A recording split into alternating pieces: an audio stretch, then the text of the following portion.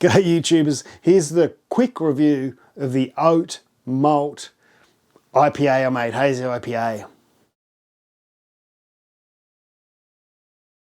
Firstly, I've got to apologise to the main channel. I've done tastings for this live on Twitch 3 or 4 times. I think I've done it at least twice on live streams from the garage, and I kind of forgot about the main channel.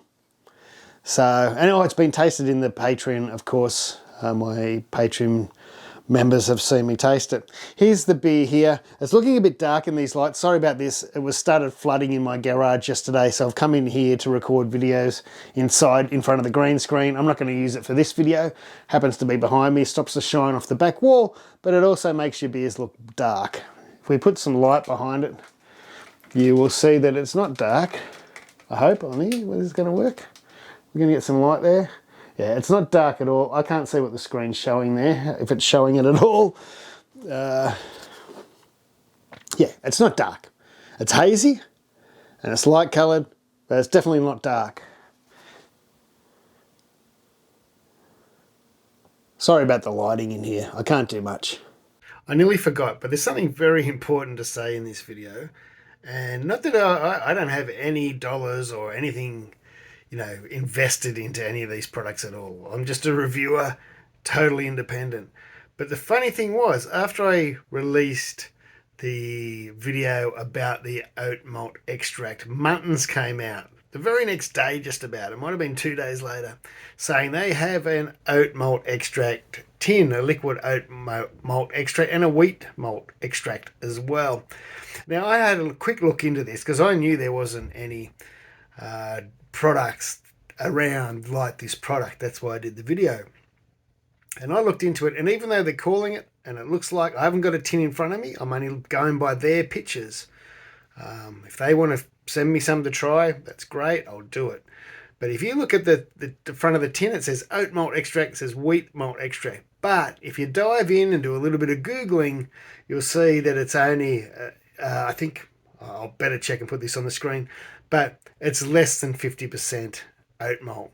The rest is barley and other stuff. So that's not right. It's not just oat malt. It's a mixture, and not even close to, you know, 80, 100% of it is the actual oats, where this is all oats. So there's a little bit of a difference and something to just watch out for, because I thought that was a little underhanded, Muntons. Because it's, change your labelling, put it on the front. If it isn't, I've only seen the pictures that they've released, so I haven't seen the physical object in my hands. I'll put a photo on the screen and you can make your own mind up. One thing that happened that I didn't expect was it fermented right out. I wasn't sure. Kegland couldn't tell me, it was brand new. They were just fermenting their first beers with it, proper beers with this product, as I was, so they couldn't tell me either. So it fermented right out, as much as light dry malt would. It might have even gone a touch further.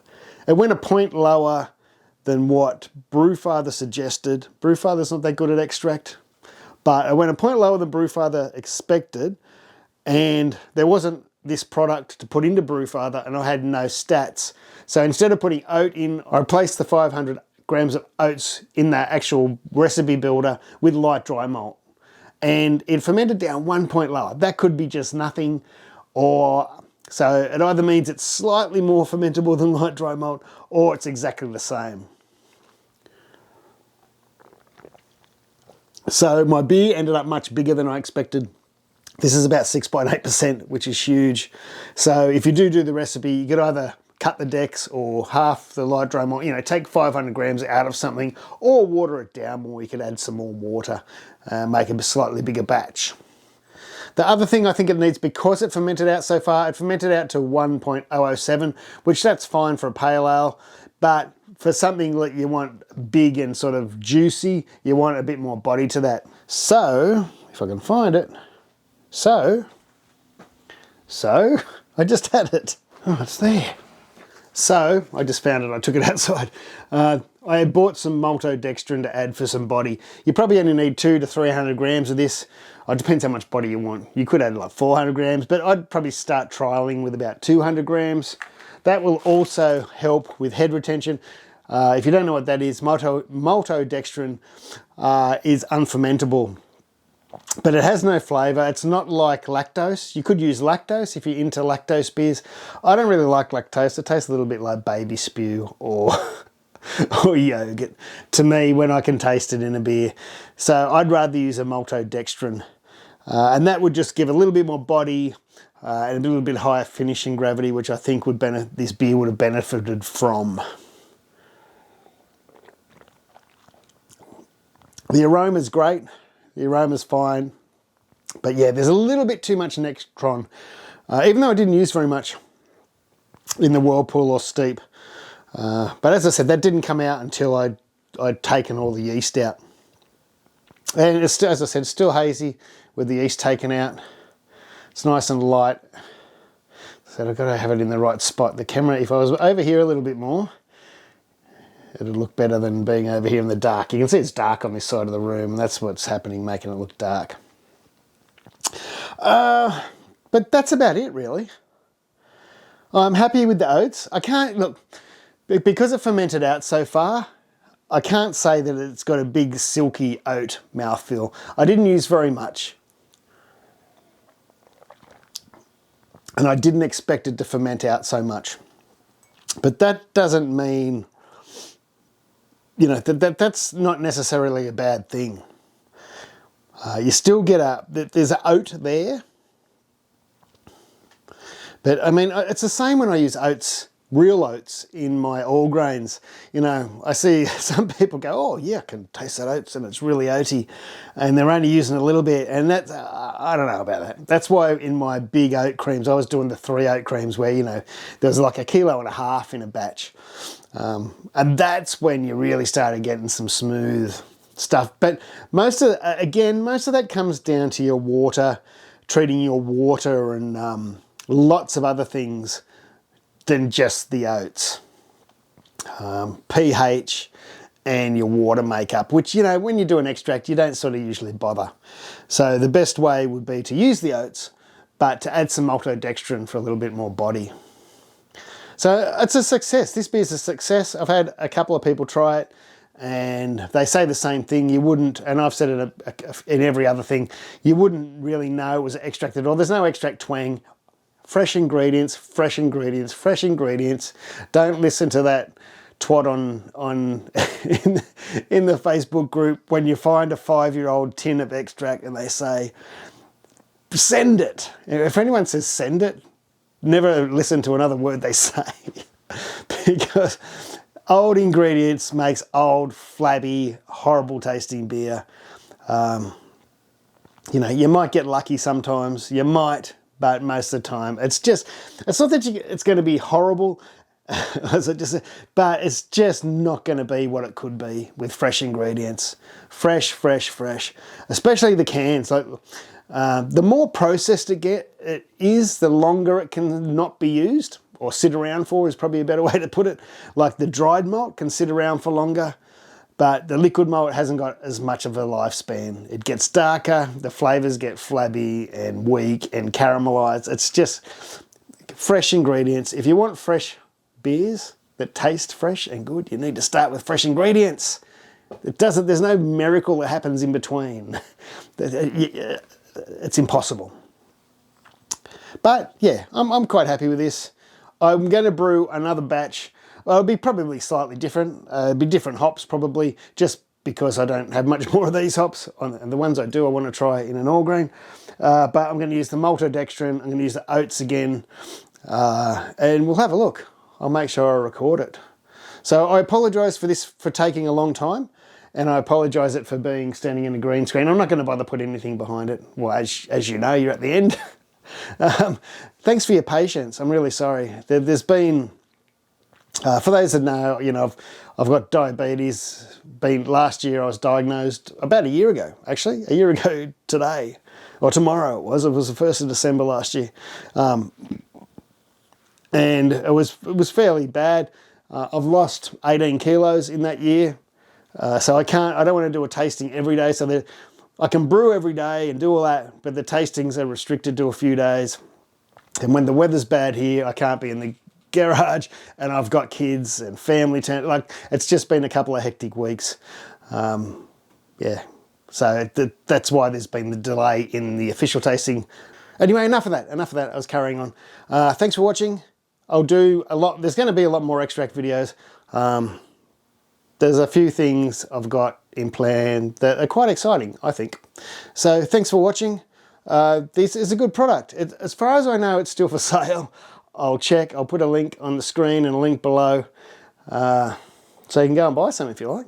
It's not expensive. Buy some maltodextrin, lactose if you want. But, you know, this sort of, the oats and the lactose, bang, there you go. Whack that in an IPA tin.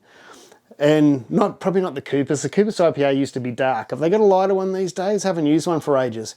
That's why I used to always start, one of the reasons, I used to always start with the Coopers Pale Ale for my IPAs. One, you can add a lot more bitterness from boiling hops and flavour hops and all that sort of thing. And two, that was so dark. It was a really dark, malty IPA. And that didn't take the flavours as well as something like this. Yeah, so if you got the Pale Ale, and like I did this one, but you added some lactose and the oat stuff, you could easily do a nice NIPA. All right, take it easy. Thanks for watching. Thanks to my patrons. Without them, these videos couldn't happen. This is supposed to be a quick video, so I can get it up. I'll get it up tonight or tomorrow. And thank you. Cheers. Whew. Love yous.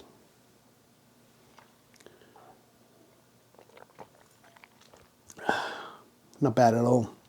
For those of you that like the milky ones, this was one of those milky looking ones before I biofined it.